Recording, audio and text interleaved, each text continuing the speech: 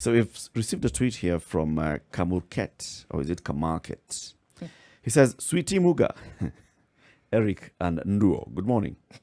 Listening online radio up here in Muranga. I don't know the frequency of this area. I've tried searching, but I've found none. In Muranga, you can catch us either on 94.4 Nairobi frequency, could be getting to some parts of Muranga, and also our Nyeri frequency, which is 90.9, will be reaching you in some parts of Muranga. So our frequency is especially in this area of Mount Kenya region. Nyeri 90.9, Nairobi 94.4 is also catching. In Mombasa 87.9, in Kisumu 102.5, Nakuru 96.0, 96.7 in Eldoret, and Malindi 97.7. Let's talk about COVID-19. We always must talk about COVID-19 because it's an ever-present danger, right? So we have talked to several people who have given us their experiences with COVID-19. The Secretary General of the Kenya Medical Practitioners and Dentists Union. We've also talked to Active Citizen Charity Say, and they've given us their experiences. We've talked to other people who've also basically gone out there and said, you know what, I tested positive and this is what I've gone through. Now I've tested negative, or I've tested positive again, even after going through the entire 21 days of isolation. One of the senior most government officers to come out to say this is the Principal Secretary in the State Department for Crop Production and Agriculture Research. This is Professor Hamadi Boga. We spoke to him sometime with regards to crop production and food security in the country. Then he has been going out in public and saying, you know what, I tested positive for COVID-19. This is the experience that I went through. Then he also said, all right, so now I've tested negative again for COVID-19. And this is what I've lived through. And let's hear this person's personal experience, because he's been posting it and saying, you know, the musings of a COVID-19 scientist. Professor Hamadi Boga, good morning. Good morning, Eric Latif. How are you? Salama kabisa. Welcome to the Situation Room. Asante sana. I thought when we come back, we'll be talking about termites. Yes. But now we are talking about viruses. Imagine. Professor, we also want to greet you this morning. How are you? Very fine. Thank you very much. And delighted to have you again. Okay. Thank you very much. The we here is myself and Ndu. Okay. I'm happy to be here. Thank you. Thanks, Prof. Prof, you've gone out publicly to talk about your experience with COVID-19. Just take us through, for example, how you tested positive. What is it that made you go through the test? Was it just because we understand that government offices were also going, tests were being conducted in government offices. Was that what happened? Or was it that you felt some symptoms that led you to seek the tests? Yeah, I've gone out to talk about my experience, firstly because I wanted to take this opportunity to share with Kenyans about the disease of COVID-19, because there was a lot of skepticism and cynicism around the topic. People were looking at it as a government issue and not a community issue, which is what it is. Mm-hmm. So I came out so that I can contribute to the conversation and to the knowledge and to the understanding. And so that when people ask themselves, do I know someone who has contracted the disease? I'm sure now many people would say, I know someone. Yeah. And I'm happy that my letter, or my open letter, has gone far and wide. I've been called from all over. Mm-hmm. And I think it is having the effect I thought it would have. Now, the other thing is that I felt sick. On 11th, I started feeling chills. And 11th, 12th, I was just feeling chills. Sometimes the skin would be hot, but most of the time I was feeling chills. And I would go under the blanket and sleep there the whole day, and just feeling under the weather. And then the body was aching, and I was just feeling tired. And then after that came the cough, which was like a persistent dry cough that would not go away, almost like an asthmatic cough. Mm-hmm. And then the cough would go on and off. I would take antihistamines and use the inhaler because I'm asthmatic. just to relieve myself, but it wouldn't go, because if it was asthma, after you have taken some antihistamine and inhaler, if it's mild asthma, it would give way, but this one wouldn't give way. And then I would feel the left side of the chest tight, and then sometimes it would go to the right side, sometimes at the back. So some pain around the chest. And the lungs go all the way down the rib cage. Yeah? It just doesn't end at the chest. Sometimes you would also feel the pain at the back of the rib cage. Yeah. And then, so the symptoms kept on graduating. The cold, the chills would still remain, but the cough would also now persist. And then I started having feelings of nausea and dizziness. And then when I coughed, then would come like desire to puke. So now I would have I'm coughing, but I also want to puke. So I would rush to the bathroom and try to puke, but then I wouldn't get anything out. And I think I only managed to do it once or twice, but very hard. But the desire, that push to puke, was always there. And then the muscles would ache, both arm muscles as well as the leg muscles. They would ache on the calves and so on and so forth. So for 3-4 days, the muscles were aching. So it is a graduation of symptoms. Then I lost the appetite. I don't know which came first, but I lost the appetite and lost the sense of smell. So I couldn't smell anything, whether good or bad. If I passed by a garbage dump, I wouldn't notice that. And if I passed by someone frying eggs, I wouldn't even notice that. And the food tasted terrible. I couldn't finish a boiled egg. And I stopped eating even fried egg because it was just off. Was this a progression of these symptoms, or did they all come? I mean, which started? I know you said the first thing that you started feeling were the chills. The first was the chills. It's a progression. They don't come all at once. Right. But in the end, you will have a combination of them at any one given time. So, I mean, you're going through all of these symptoms while you're at home. You're taking yourself through the motions. Is this what is happening at this time? At that time, I haven't gone for testing. And so day 1, day 2, day 3, day 4, I was at work. Of course, I was observing all the social distancing, hand washing. So even as I'm sick, I'm even more conscious. So I'm telling people, wear your mask, stay a little bit further away. Let's talk while you're far away, and limiting my interactions, basically doing most meetings by Zoom. What was making you do that? Because you haven't done the test yet. Was it that you suspected that this could be COVID? The moment I started coughing and feeling weak, my thoughts were going there. I was looking at the usual diseases because most of the symptoms apply also to other diseases. But I think anybody who feels this way nowadays, even if you don't go to test, you should suspect COVID and start behaving like you shouldn't spread it. So even if you don't go for the test, you should keep yourself away from family as well as from other people, so that you don't spread. So at what point then did you go or make the decision to go and get tested? So on Tuesday, I had a Zoom meeting. I don't remember what the topic was about, but immediately it was a 2-hour meeting. Immediately I finished, I started feeling dizzy. I couldn't see the numbers on the computers properly. And I wasn't so sure whether it was my glasses I had missed because of the masks, or whether it was something else. I got up. I was a little bit scared, so I got up and called my doctor and said, "I'm feeling funny." And I described, and then I said, "The first thing we do, let's go for a COVID test. And if it's negative, then you can come. We can look at the other things."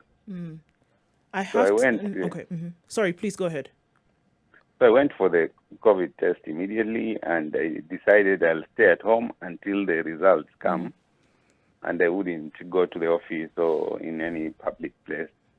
And so I stayed in the house, and I told everybody to keep their distance, and waited for the results for 48 hours.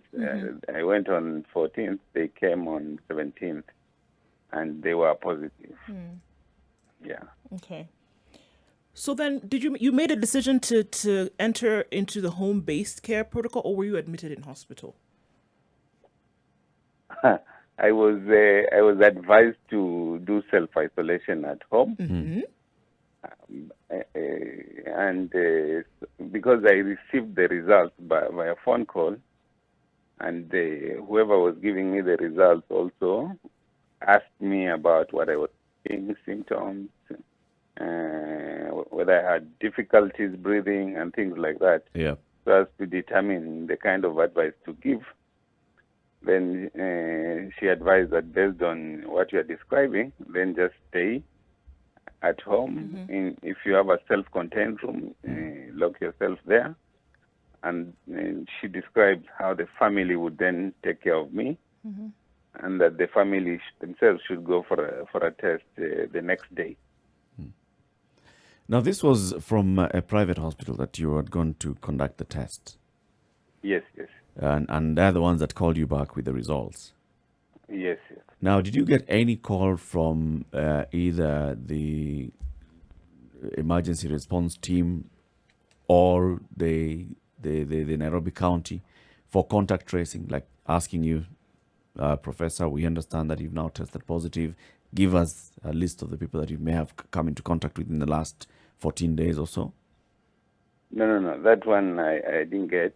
What I did was now to get all the people who had been in contact with me and informed them myself. And either I just called them because I don't have a very big pool of people that I interact with. In fact, nowadays, most people try to avoid interaction. Yeah.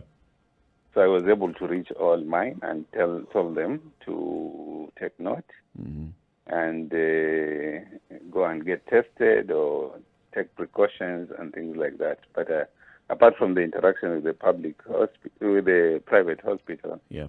I didn't have any other interaction. What I did also, I called the NMF and told them to go and get the people in the office tested because the public building and the floor where I work, there are many people from messengers to drivers. So all of them were tested. Yeah. And I think because at this point this thing is exploding, we have to be proactive even as victims of this disease and as citizens, so that we help the system to help us. What I sensed even when I went for the test is that people are pretty overwhelmed because you see a lot of people coming for testing, a lot of activities, and I think the system at some point is getting overstretched. To the best of your knowledge, did any of your close contacts test positive? I think yes. My bodyguards and the driver, and also some friends, some friends and colleagues. All right. Had any of them gone for a test prior to you going for the test? And yes. Actually, as I was talking to one of my friends and describing how I was feeling, and I had been with him a week before. This thing has an incubation period of 1 week. So it's like 7 days before you start feeling symptoms. So he told me, actually my wife tested positive. Okay. So he was waiting for his own results. And eventually the whole family also tested positive, Right. then later negative. So there was other people before me that I had interacted with around the same time that tested positive. So if a friend of yours had gone for that test, how did this test turn out? Some were negative, some were positive. The reason why I ask is so please go ahead. Yeah. Because I think you could be in the same space, but the level of exposure varies depending on the intensity of interaction. Right. Yeah. Actually, what was on my mind was the networks that are created, because you understood what perhaps needed to be done, but you aren't the only person these individuals are in contact with. Yes, That's what makes a disease like COVID dangerous, because you honestly don't know. You honestly don't know, but part of our obligation as citizens now in this era, when there's a lot of information, is to equip ourselves with the knowledge of how this disease is spread and the settings under which it can spread. I think now I'm more conscious of that than even before the spread. Before it was still, okay, I have the scientific understanding of it, but I was still sort of doing all what is necessary. Yeah. But there were certain mistakes that I could make. Like if I feel somebody is far enough, sometimes I would take off the mask because you don't want the interference when you're talking. Yeah. And I think these small mistakes are dangerous. I think once you are in a confined space like a room, and you're going to stay there with someone for a couple of hours, like an hour or 30 minutes, and you're all talking, you just better stick to the mask and make sure that the windows are open so that things don't linger around the room. Yeah, especially small rooms like offices.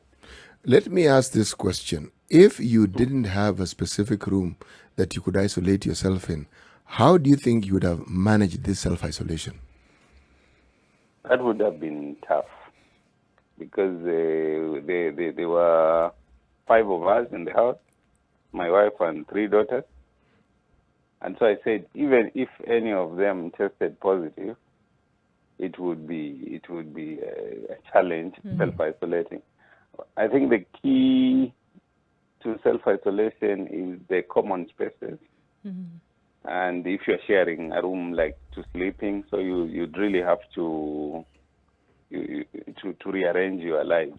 They are conscious, but I know it's very hard for people in slums and, for example, informal settlements, or if you're at the coast, Mombasa, Kiswahili, where people sort of live communally. It really needs a high level of awareness and sacrifice on the part of family to rearrange their lives and reorganize their lives for 14 days to enable somebody to self-isolate. But if the families are given this information properly and they accept it and they are proactive and they want to manage their situation properly, I think in some settings it can still be achieved. So on what day of this are you now? And how long do you have to go in terms of what you've been told before you take another test and all of this? I already took the second test, and it was negative, and it's not necessary to do another test. And today is day 35, and I'm feeling good. I'm feeling okay. Sometimes you have some symptoms that come back, like the cough or some dryness of the throat, but I think these are lingering things that happen with every disease. I've been reading and I've seen that there are people for whom the symptoms take longer, like even 120 days. In literature, they call them long hauliers. Yes. So there are those. So everybody, depending on their experience and what they went through, their symptoms might stay for some time, because the symptoms are not necessarily caused by the virus. but they are caused by the reaction of your own immune system to the virus and how aggressive the immune system was. Prof, looking at the staff, your members of staff who tested positive, and also your own experience, I want to look at it from the point of how the home-based care treatment is being managed, and also the contact tracing is being managed. So first of all, you said that you did not receive a call asking you to list the people that you had come into contact with, but you took the initiative to reach out to the people, but also you asked the NMS to go and conduct tests at the ministry. Yes. When the people tested positive, and you said some of your staff tested positive, to the best of your knowledge, did they receive any follow-up calls on contact tracing? Most of the time, when you get the when you get the positive, there is a leaflet that describes how you should self-isolate. Mm-hmm. I think that is the only bit of information that at least they got, and but they were disciplined enough to just stay off in their own houses for 14 days, and then they went back for retest, and then it was negative. Then they were free. Okay. And I know the system has some challenges and weaknesses, and we need to improve on that. But I think in this case, the citizen is the one who will save us. Their behavior or misbehavior will determine whether we go forward or we go backward with this. So I think we have to help the system. We have to help the government by volunteering. The moment you sense you have this challenge, you have to not wait and blame, but be proactive and say, I know about this. I look for information from wherever I can get it. I have to protect my family. I have to protect my community. Yep. I have to tell the friends I've been so that they can check their own situation. And I think the people who have the biggest challenge are the asymptomatic ones. These ones, the asymptomatic ones, will get them through this through their contacts. If their contacts are tested positive and they are tested and they are asymptomatic but they are positive, these are dangerous because they will continue spreading it because they feel healthy. Indeed, So what you're think saying is true, Prof, that the citizens have also a role to play once they're armed with the proper information on what they need to do. Broadcasting on Spice FM and KTN Home for this hour, and also on www.spicefm.co.ke. In the room, you have Eric Latif, Nduoko, and C.T. Muga. On the line is Professor Hamadi Boga, PS in the Ministry of Agriculture. He's giving us his experience on the fight against COVID-19. He tested positive for COVID, went through the motions of COVID, and tested negative thereafter. But he still says he's still feeling some effects of that virus and the disease. Prof, before we went to the break, you had told us, the citizen is the one that's going to save us. And that's true because it's a community. It's spreading within the community, and therefore it's a community to stop this spread. But the government has a role to play, and that's why I want us to go back into now. We are at the point where the government is rolling out and implementing home-based care. Somebody tests positive, they're advised to go and self-isolate at home. Given a pamphlet, and that's what you said that you and some of your staff received a pamphlet and a call that tells you this is what you need to do to treat yourself at home. Is there any sort of information that you're given? Should your symptoms deteriorate, this is the number to call, or this is the person to call, or how you can even work within the community so that you get support in the community itself? Yes, at the end of the pamphlet, there's a number to call. The way I see it now, and I think this is the information that we should help reach every Kenyan, is there maybe 90% will be positive but asymptomatic. If all these go into the healthcare system, they will overwhelm the workers and they will actually not get the disease. And I think this is what was happening at the beginning where you find all the beds were full, but they were full of people just waiting for 14 days. Yeah. They're not sick. They're not showing any symptoms. So I think the first thing is once you test positive, you have to assess, are you symptomatic or are you asymptomatic? And this requires the citizens to understand the symptoms. Mm-hmm. So if you are symptomatic, right now this information about how to self-isolate and how to take care of yourself should be in every person's hand, every community health worker's hand, every village chairman's hand, so that it's ingrained in our psyche.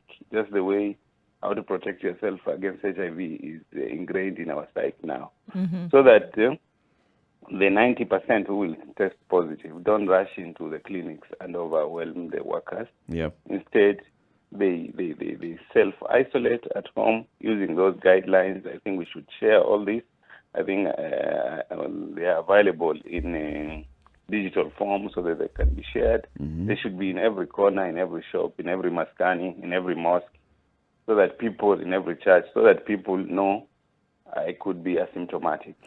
Why do you think or it I isn't? could have mild symptoms, Yeah. and this is how to behave. Because there will not be enough health workers for all of us, and the system could overstretch. I saw this when I went to the testing and also to the hospital environment. And then, of course, for the ones with mild symptoms, they need to know at what point do I press the panic button. Yeah. And once I press the panic button, who do I call? Where do I go? How do I get there? I think that information is key. And the numbers are available. And I've never tested them because I was using the private system, Mm-hmm. which works a little bit different. But for the private citizen who is not able to reach the private hospitals, the public system needs to be tested to see whether somebody will have the care when they need it, when the symptoms go haywire. But I think information and knowledge and community engagement is what will manage this, so that we reduce the rush to the health system for those who are really critical and who are really in need. Prof, I hear what you're saying, and I think it's critical in anything that is of these kind of proportions. But messaging is key, and it's something that we've always spoken about, to say that, there needs to be basic things that we are telling people so that not everybody's rushing to hospital looking for care, but that information then can be found. You've talked about this information being on phones, on flyers, in public areas, wherever somebody's going to go, they should be able to find this information. Almost as if we're inventing the ABCs, for example, of COVID-19. But there is a body that needs to do this. And I understand when you talk about the common man or the common citizen needs to make their contribution towards this fight. But in this case, to get this messaging out there, it needs to also come from the one body that has the machinery to do this, which is government. And it's not being done. And as you say this now, it needs to be picked up because it's extremely important, but it's not being done. We can't even get phone calls made to people who are tested positive. So, how then will we make the transition from knowing what needs to be done and then actually doing it? Yeah, I think we have had this pandemic now since March. Mm-hmm. That is the time we detected the first case. But according to some of the analytics that I have seen, it looks like it started much earlier. Mm-hmm.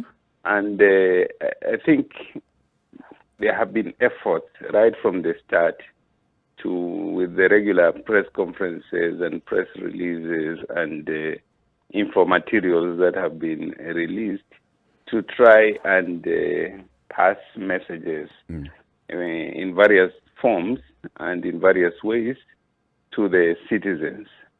I think I'm not in a position to judge the effectiveness of these messages and how they are packaged, but I agree we need to communicate better. I think this battle will be won or lost at the level of communication. Absolutely. Because we are calling upon citizens to behave differently from how they were used to behaving. And it's a global challenge, by the way. It's not even just a Kenyan challenge. Yeah. I'm in contact with some people, and they're saying even in their own countries, they have the same challenges. So I think we have also challenged the Ministry of Health. And I think maybe from this week, you will see more messaging coming, different messengers coming. And I think from where I sit, for example, I come from Kwale, that's home. Mm-hmm. And when I sit in a maskani and I listen to the discourse there in the maskani, I know Kagwe can never reach that maskani Yeah. Mm-hmm. from the way he's talking. But I can reach that maskani. Sometimes I go to the mosque and I listen to the arguments. And for example, somebody is arguing, this is imajaliwa. Kama umejaliwa ufe na COVID, utakufa hata ukienda wapi. And so what I'm doing, I'm telling the sheikh, can you counter that with a religious narrative, not a medical one? Mm-hmm. And so the sheikh says, if you wear a mask and you sanitize and you keep your distance, and despite your effort, you still get COVID, hayo ni majaliwa. But if you go out there recklessly and infect yourself and infect your family, hayo si majaliwa. In fact, hiyo ni kama unatenda dhambi kwa sababu unafanya mambo maksudi. So sometimes they might even have heard all the messages, but you need to go beyond the barrier of skepticism and some of the narratives that the communities are telling themselves. Yeah. And sometimes the messenger is not necessarily the government, and sometimes the messenger is not necessarily the Ministry of Health. The messenger could be the elder, the messenger could be the sheikh, the messenger could be the pastor. It's a local influencer. Yes, the local influencer, because the conversations are happening at a local level. They are responding to Kagwe without even Kagwe knowing that he's being responded to at the local level. Yep. When you go to for example, Maskani, where the kids are drinking kahawa and they're playing draft and talking and infecting themselves, asema mambo ya Nairobi bana, mambo tunaona kwa TV tu. Uliona nani aliyekufa na COVID we?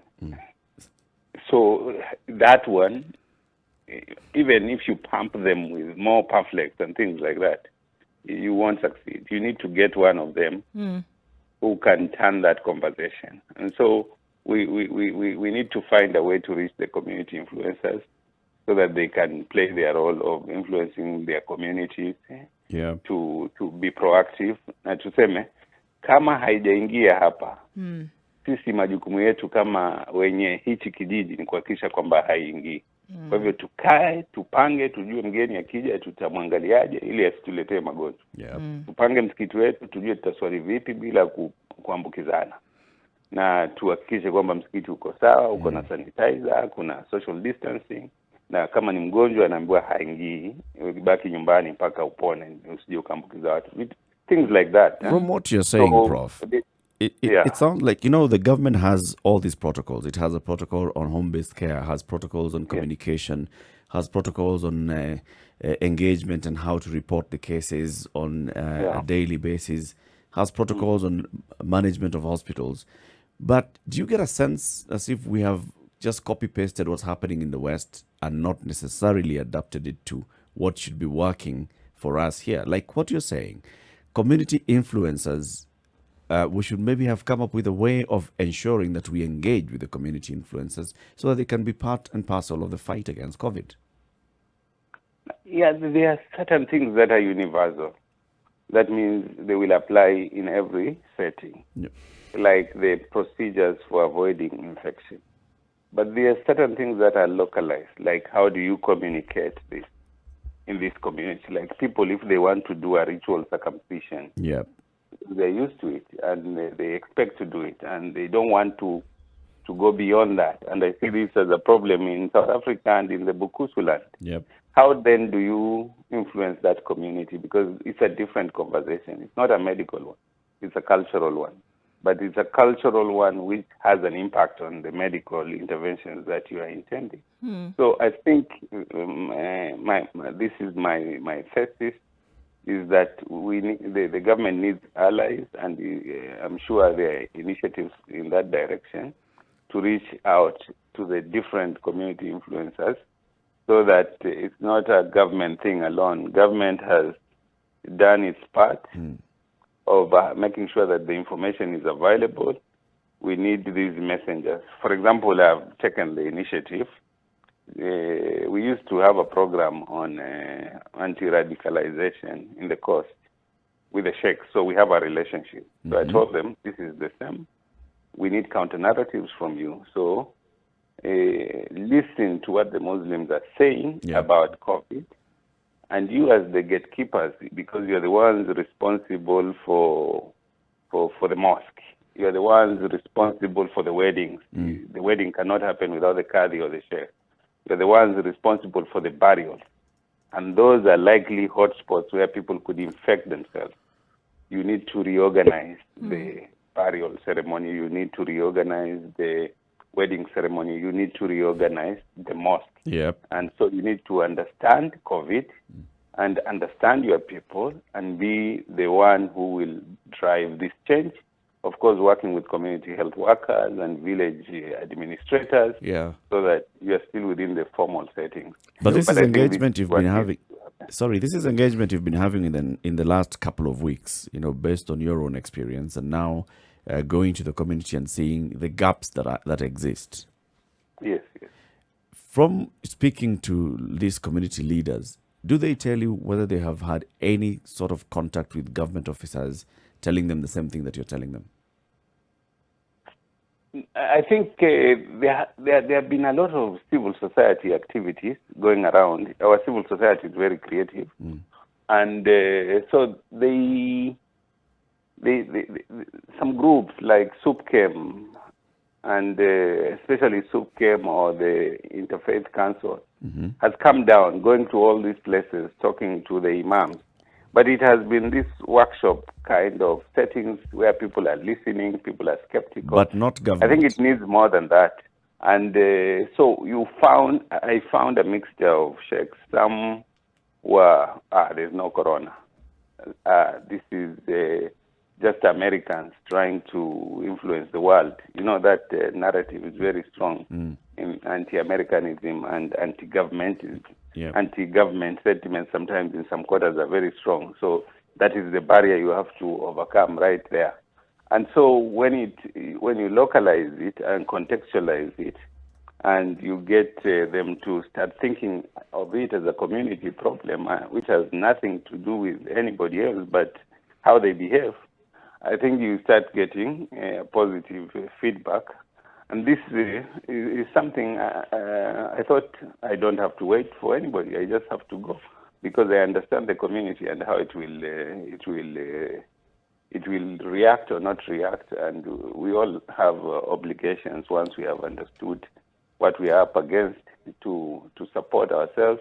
And of course, provide this feedback so that the government, the Ministry of Health and other actors can see that even from communities, there are solutions that can be borrowed or can be adapted to help fight this pandemic. Because it's a global public health challenge, and we all have a role to play. Do you actually think that the situation we're describing here in Kenya is a hopeless one? That there's no easy solution to it? No. I don't think it's a hopeless one, but the challenge that we are all facing is influencing behavior. In a society where people are struggling with many, many challenges.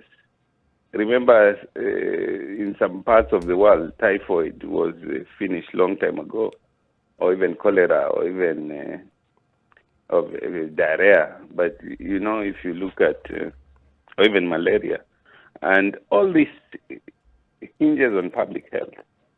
And public health hinges on behavior, human behavior. And I think beyond the physical things, and the medicines and so on and so forth. A large part of disease burden can be reduced through behavior change. And I think we need to put more effort on influencing behavior. And sometimes it's not necessarily the medical people who will achieve that. Actually, they are the last people who'd influence that, if you ask me. Yeah. Because, you see, we have to look at expertise here. If we look at the health experts that we have, what is the area of expertise? Health. But if you're talking about community wherewithals and community norms, who are the experts? The people in the community.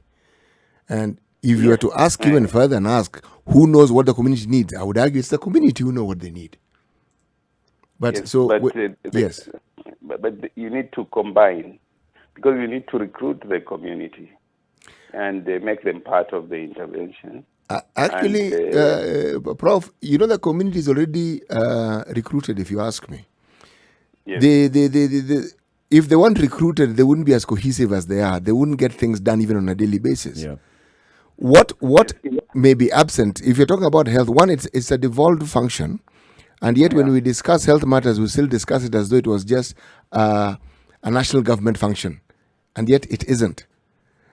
We also discuss it as though structures within which something like COVID can be managed don't exist. And actually, they do exist.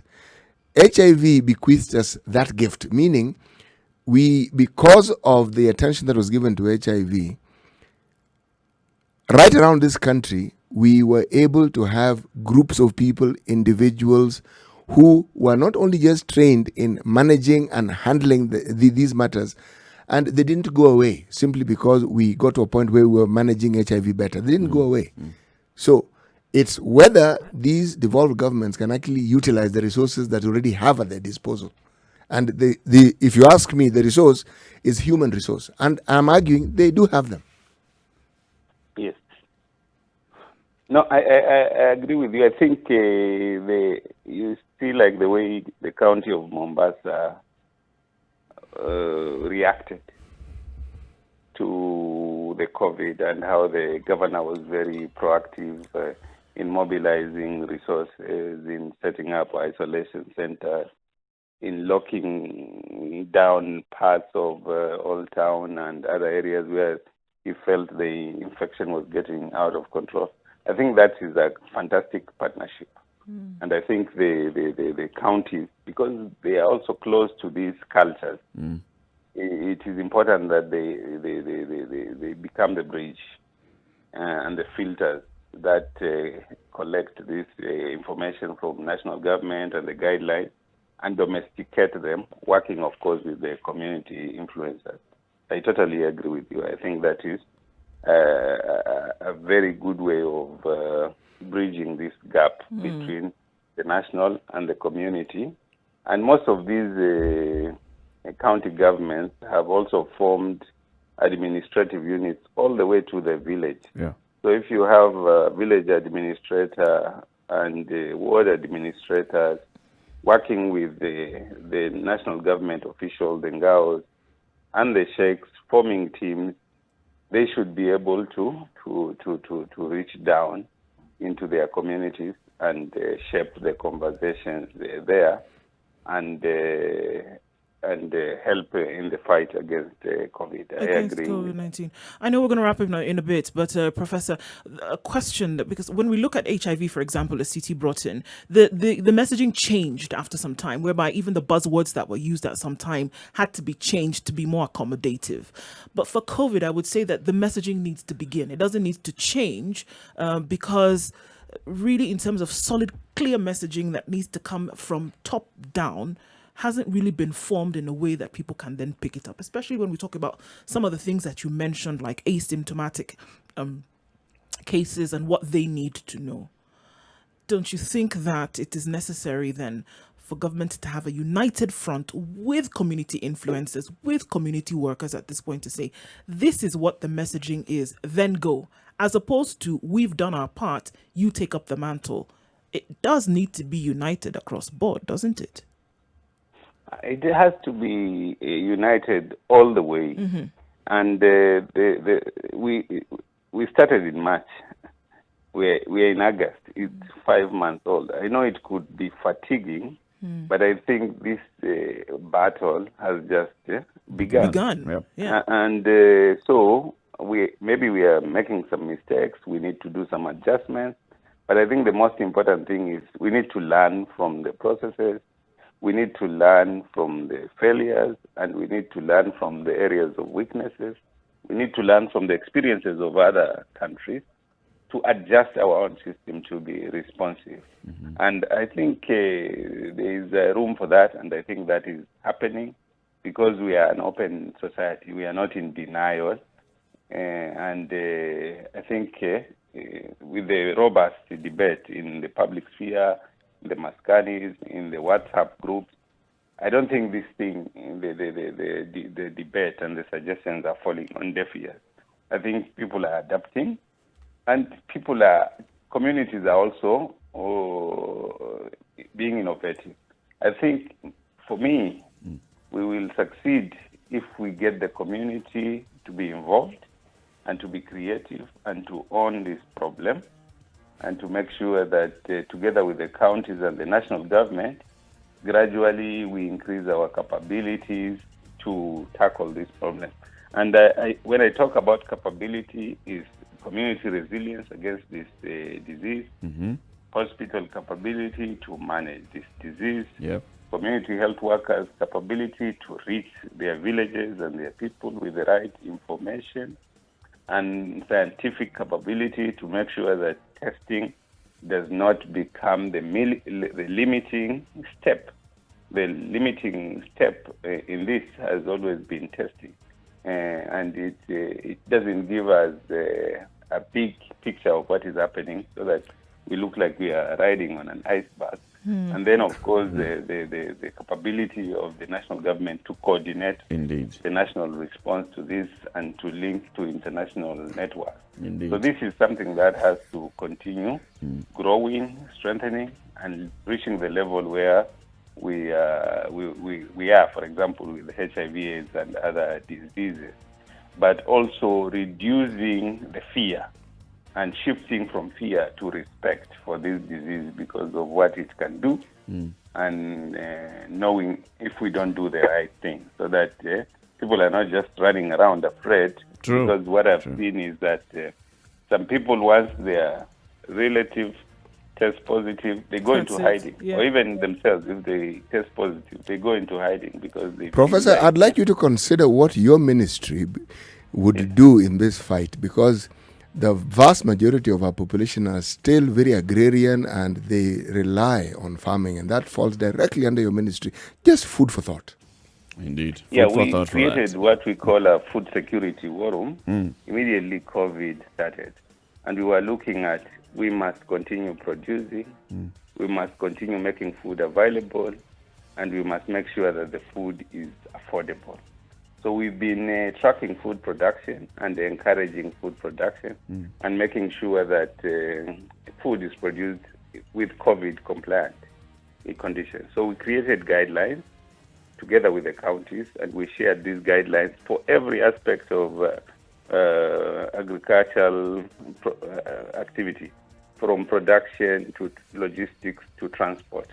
And that is why you can see the food production, distribution, processing was declared as an essential service, and prices have largely remained stable, and we are tracking these on a daily basis together with the counties, and we are able to see where there is a surplus, where there is a shortage, where the markets are open, where the markets are COVID compliant. What we want to do now is to tweak our market guidelines to the point where the Mama Boga also takes responsibility as they go to the market.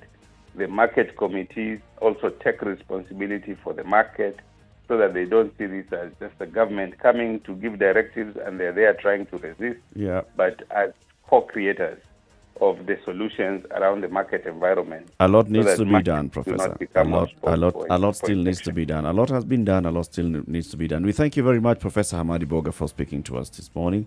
Thank you very much for sharing your story and your experience. And it's always a pleasure to come here. Asante Thank you so sana. much. Thank you very much, Professor.